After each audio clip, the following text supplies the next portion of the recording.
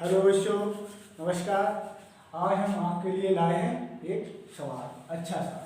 दो अंकों की संख्या, क्या बोल रहा है?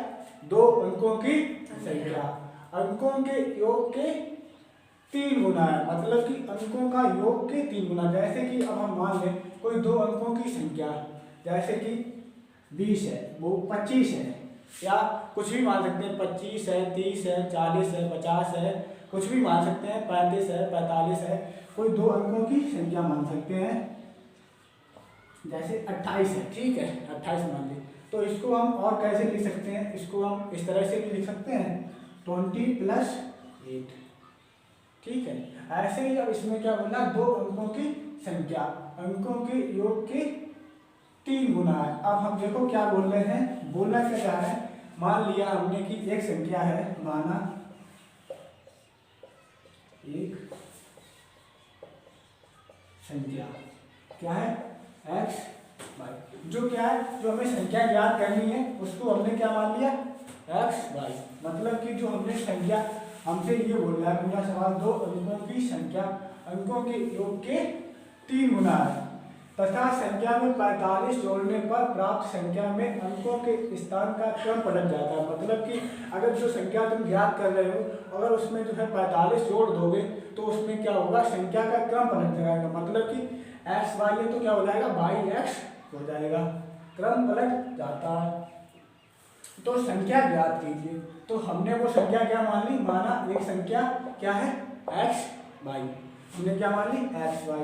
अब हमने अभी आपको बताया था कि जैसे कि 25 है तो हम इसको कैसे लिख सकते हैं, इसको हम इस तरह से लिखते हैं 20 + 5। तो हम इसको भी कैसे लिख सकते हैं, tan x + y लिख सकते हैं। क्यों लिख सकते हैं, अभी हमने आपको बताया है कि कैसे लिख सकते हैं। जैसे कि ये 25 है तो इसको क्या लिखा, 20 + 5। ऐसे ही क्या है, ये संख्या x + y है तो हम इसको क्या लिख सकते हैं, tan x + y। क्या लिख सकते हैं, tan x + y। अब आगे हमसे क्या बोला, दो अंकों की संख्या। अब हमने दो अंकों की संख्या मान ली है, क्या है, दो अंकों की संख्या tan x + y। इसको क्यों लिखा है tan x, क्योंकि इकाई और दहाई, जैसे कि 25 था तो इसमें ये क्या है, इकाई का स्थान है, और ये क्या है, दहाई का स्थान। ये इकाई का स्थान, ये इकाई का स्थान, ये दहाई का स्थान। दहाई के स्थान का मतलब क्या होता है, उसमें 10वां स्थान होता, 10वां होता है। तो जैसे कि 25 है तो इसको क्या लिखेंगे, 2 है इसको क्या लिखेंगे 20, और ये 5 है तो इसको क्या लिखेंगे 5 ही लिखेंगे, क्योंकि ये इकाई का स्थान है, +5। तो 20 को 25 को इस तरह से भी लिख सकते हैं। वही चीज जो है हमने यहाँ पे लिखी है x y। आप लोग अभी पूछ रहे थे कि x y कैसे आ जाता है, कि tan x + y कहाँ से आया है, वो मैंने आपको इस वीडियो में बिल्कुल क्लियर कर दिया है कि x y कि tan x + y कैसे आया है। अंकों के योग का 3 गुना। अब क्या बोला, ये संख्या जो है अगर इनका हम योग करते हैं tan x + y तो ये क्या है, अगर इस संख्या का योग जो हमने x y मान रखी थी, अगर हम इसका योग करते हैं तो इसमें 3 का मल्टीप्लाई कर देते हैं तो वो हमारी tan x + y मतलब कि संख्या के बराबर आ जाता है। तो हम यहाँ पे ऐसे भी तो लिख सकते हैं 3x + y लिख सकते हैं। अब ये कैसे बना tan x + y, ये तो हमने जो संख्या x y मान रखी थी। आगे हमसे बोल रहा है कि अंकों के योग, मतलब कि अंकों का योग x + y। मतलब कि जैसे 25 है तो हम इसको 2 + 5, अब यहाँ पे क्या बोल रहा है 2 + 5 मतलब 25 थी तो इसको किस तरह से लिखा है, 2 + 5 में अगर हम 3 का मल्टीप्लाई करेंगे तो वो इसके बराबर आ जाएगा। वो मैंने आपको एग्जाम्पल के तौर पे बताया समझने के लिए, लेकिन उसका ऐसा आंसर नहीं आएगा, वो संख्या कुछ क्लियर नहीं है, ठीक है। अब इसमें से हमारा एक तो समीकरण ये बन गया। अब आगे हमसे क्या कह रहा है, तथा संख्या में 45 जोड़ने पर, अब क्या भाई संख्या जो है tan x + y, अगर हम इसमें 45 जोड़ देते हैं, मतलब 45 जोड़ने पर +45, 45 जोड़ने पर क्या होता है, 45 जोड़ने पर प्राप्त संख्या, मतलब कि जो संख्या हमें प्राप्त होगी, प्राप्त संख्या में अंकों के स्थान का क्रम पलट जाता है। मतलब कि जो हमें प्राप्त संख्या होगी, मान लो tan x + y कुछ प्राप्त संख्या हुई है तो उसका क्रम क्या हो जाएगा, tan y + एक्स हो जाएगा, मतलब कि उसका क्रम पलट जाएगा। एक्स वाई थी, यहाँ पे 10x प्लस वाई थी, ये प्राप्त संख्या, अगर उसमें हम 45 जोड़ देंगे तो वो क्रम पलट जाएगा, मतलब कि x की जगह पे y आ जाएगा, y की जगह पे x आ जाएगा, तो ये क्या हो जाएगा 10y प्लस x हो जाएगा। अब हमारे पास ये दो समीकरण बनके आ गए हैं। 10x प्लस वाई 45, उसके बाद क्या है प्लस 45 10y प्लस x, और एक समीकरण क्या है 10x plus y equal 3x plus y, ऊपर ये मिटा दें।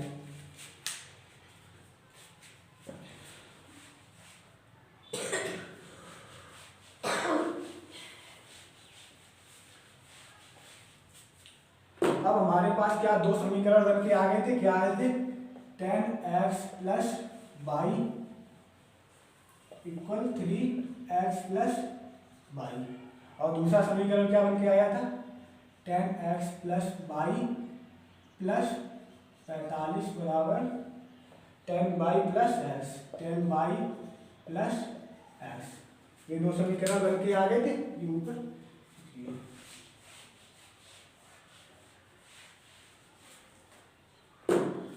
अब हम पहला समीकरण देखेंगे, ये दूसरा समीकरण, ये दो समीकरण बन के आ गए थे हमारे पास 10x प्लस वाई। अब पहले वाले समीकरण को हम सॉल्व करेंगे, यहाँ पे 10x plus y equal 3x plus y. अब क्या है 10x है, 10x प्लस वाई, अब 3 का मल्टीप्लाई करेंगे हम x में और 3 का मल्टीप्लाई करेंगे y में, तो ये क्या हो जाएगा 3x और ये क्या हो जाएगा 3y प्लस 3y। अब देखना है हमारे जो सेम जैसे एक जैसे टर्म है वो एक तरफ कर लेंगे, और जो अलग जैसे कि 10x है 3x है तो इसको एक तरफ कर लेंगे, y वाले टर्म में एक तरफ कर लेंगे। अब क्या है 10x और ये x वाला टर्म इधर आएगा, क्या हो जाएगा माइनस का, ये इधर से इधर आएगा तो किसका हो जाएगा माइनस का, ठीक है माइनस 3x, और ये क्या है 3y, और इधर से y अगर इधर जाएगा तो क्या हो जाएगा माइनस का y। अब 10x माइनस 3x करेंगे कितना बचेगा 7x, और अगर 3y माइनस y करेंगे कितना बचेगा 2y। अब यहाँ से हम जो है x की वैल्यू निकाल लेंगे, x बराबर क्या हो जाएगा 2y अपॉन में 7, x की वैल्यू हमारे पास ये आ गई। एक तो समीकरण हमारे पास ये बनके आ गया तीसरा। अब जो हमारा दूसरा समीकरण था उसमें जो है हम x की वैल्यू रखेंगे, क्या था दूसरा समीकरण हमारे पास 10x plus y plus 45 equal में 10y प्लस x, यही था। अब देखो इसमें जो y वाले टर्म है उनको एक तरफ कर ले, x वाले टर्म एक तरफ कर ले, ठीक है। जैसे कि यहाँ पे हम x की वैल्यू रखते हैं कि डायरेक्ट, ठीक है, तो x की वैल्यू हमने निकाली थी।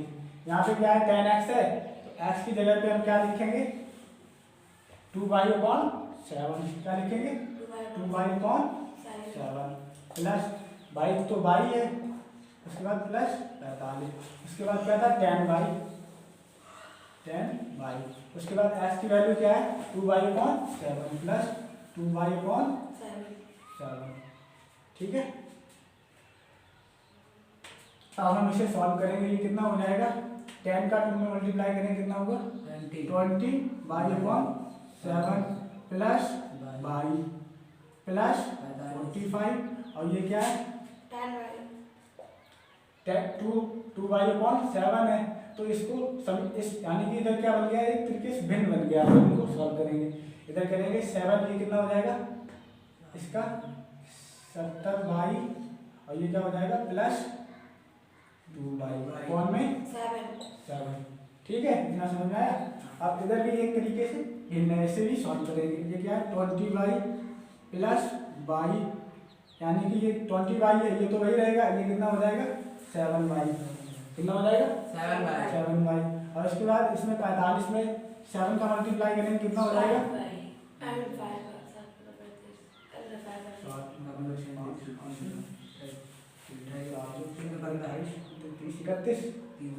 315, कितना हुआ 315 बराबर में क्या है इसके अपॉन में क्या है 7, क्योंकि हमने इस भिन्न को सॉल्व किया एक तरीके से। ये क्या बन गई थी, भिन्न बन गई थी। जैसे कि 20y/7 प्लस y प्लस 45, जैसे कि भिन्न होती है x 2/4 प्लस 8/5। पहले क्या करते हैं, एलसीएम लेते हैं फिर सॉल्व करते हैं, ठीक है। वैसे ही इसको हमने क्या किया, एलसीएम लेके इसको सॉल्व किया, इतना हुआ। और उधर क्या है 70y प्लस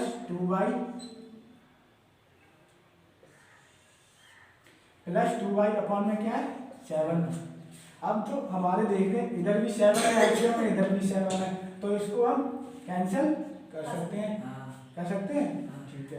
अब हमारे पास क्या 20y प्लस 7y कितना हो गया 27y। और इधर क्या है प्लस 315। इधर क्या है 70y प्लस 2y कितना हो गया 72y। अब जो y वाला टर्म है उसे हम एक तरफ ले आए 27y माइनस 72y। और जो हमारा ये वाला टर्म है ये हम इधर ले आएंगे, इधर कितना हो जाएगा माइनस का 315, ठीक है। अब 72y माइनस का बड़ा है ये और 27 छोटा है, तो माइनस करने में कितना बचेगा, माइनस करेंगे 27 कितना बचेगा माइनस के, क्योंकि माइनस का बड़ा है तो माइनस के कितना आ जाएगा 45 आएगा 45y। और इधर क्या है इक्वल में इसके माइनस के 315। अब y की वैल्यू हम यहाँ से निकालेंगे, y की वैल्यू कितनी हो जाएगी, पहले तो देखो इधर माइनस से माइनस कैंसिल कर देंगे और y की वैल्यू कितनी हो जाएगी इधर 315/45। इसको काटो 5 3 से कट जाएगा 3 × 3 = 15, 3 × 3 0 25 15 5 और 15 सत्ते, यानी कि y की वैल्यू कितनी आ गई 7। और हमारे पास y की वैल्यू 7 आ गई। और हम लोगों ने जो तीसरा समीकरण मान रखा था x = 2y/7, यहाँ पे हम y की वैल्यू रख देंगे इधर। अब क्या था हमारे पास x बराबर क्या था 2y/7 और हमारे पास y की वैल्यू कितनी आई है 7। अब यहाँ पे हम y की वैल्यू 7 रख देंगे, x बराबर कितना हो जाएगा 2 × y की वैल्यू जो 7 है वो हमने यहाँ पे रख दी अपॉन में इसके 7 से 7 कैंसिल, x की वैल्यू कितनी आ गई 2। अब हमारे पास x की वैल्यू भी 2 है, x की वैल्यू 2 है और y की वैल्यू 7। और जो हमने पहले जो समीकरण मान रखा था x y, तो वो हमारा कितना हो जाएगा, x की वैल्यू कितनी है, x की वैल्यू 2 है और y की वैल्यू कितनी है 7 है, तो हमारा आंसर कितना हो जाएगा 27। हमारा फाइनल आंसर यानी कि जो संख्या वो भी उसका आंसर कितना हो जाएगा 27 हो जाएगा। कृपया लाइक करें, सब्सक्राइब करें और हमें आशा है यानी कि उम्मीद है कि मेरा ये छोटा सा प्रयास आप लोगों को अच्छा लगा होगा और आपको ये क्वेश्चन भी समझ में आया होगा। जय हिंद, जय भारत।